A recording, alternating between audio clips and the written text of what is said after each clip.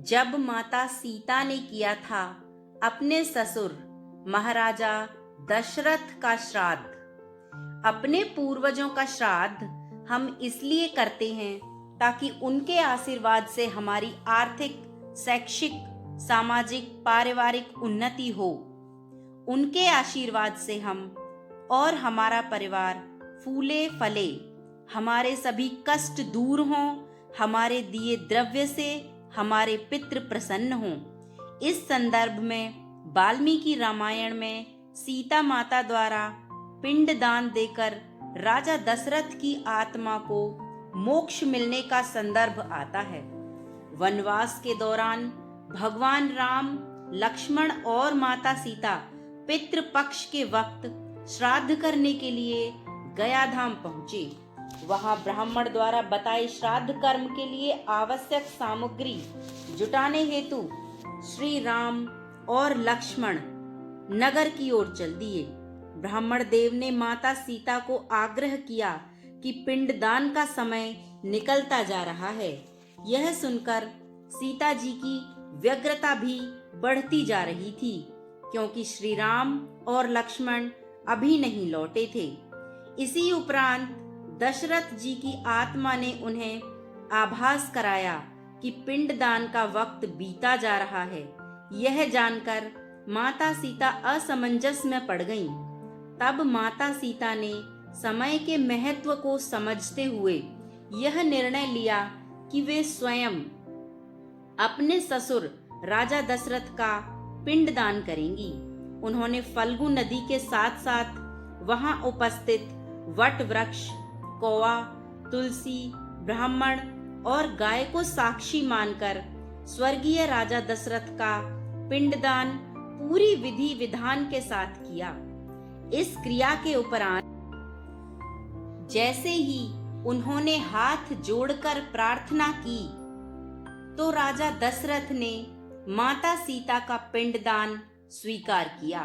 माता सीता तो इस बात से प्रफुल्लित हुई कि उनकी पूजा दशरथ जी ने स्वीकार कर ली है, पर वे यह भी जानती थीं कि प्रभु राम इस बात को नहीं मानेंगे, क्योंकि पिंडदान पुत्र के बिना नहीं हो सकता है।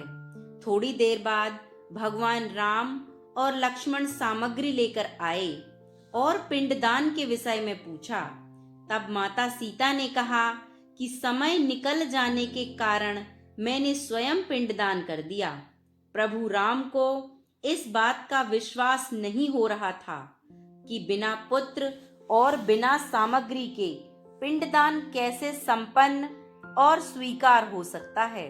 तब सीता जी ने कहा कि वहां उपस्थित फल्गु नदी, तुलसी, कौवा, गाय, वटवृक्ष और ब्राह्मण उनके द्वारा किए गए श्राद्ध कर्म की गवाही दे सकते हैं।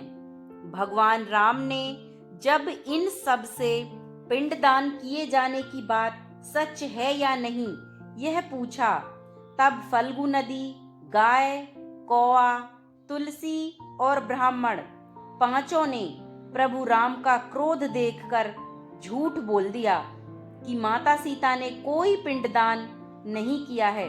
सिर्फ वट वृक्ष ने सत्य कहा कि माता सीता ने सबको साक्षी रखकर विधि पूर्वक राजा दशरथ का पिंडदान किया है। पांचों साक्षी द्वारा झूठ बोलने पर माता सीता ने क्रोधित होकर उन्हें आजीवन श्राप दिया। फल्गु नदी को श्राप दिया कि वह सिर्फ नाम की नदी रहेगी, उसमें पानी नहीं रहेगा। इसी कारण फल्गु नदी आज भी गया में सूखी है। गाय को श्राप दिया कि गाय पूजनीय होकर भी सिर्फ उसके पिछले हिस्से की पूजा की जाएगी और गाय को खाने के लिए दर बदर भटकना पड़ेगा। आज भी हिंदू धर्म में गाय के सिर्फ पिछले हिस्से की पूजा की जाती है। माता सीता ने ब्राह्मण को कभी भी संतुष्ट न होने और कितना भी मिले उसकी दरिद्रता हमेशा बनी रहेगी का श्राप दिया। इसी कारण ब्राह्मण कभी भी दान दक्षिणा के बाद भी संतुष्ट नहीं होते हैं। सीता जी ने तुलसी को श्राप दिया कि वह कभी भी गया की मिट्टी में नहीं उगेगी। यह आज तक सत्य है कि गया की मिट्टी में तुलसी फलती नहीं है। और कौवे को हमेशा लड़ झगड़ कर खाने का श्राप दिया था। अतः कौवा आज भी खाना अकेले नहीं खाता है। सीता माता द्वारा दिए गए इन श्रापों का प्रभाव आज भी इन पांचों में देखा जा सकता है।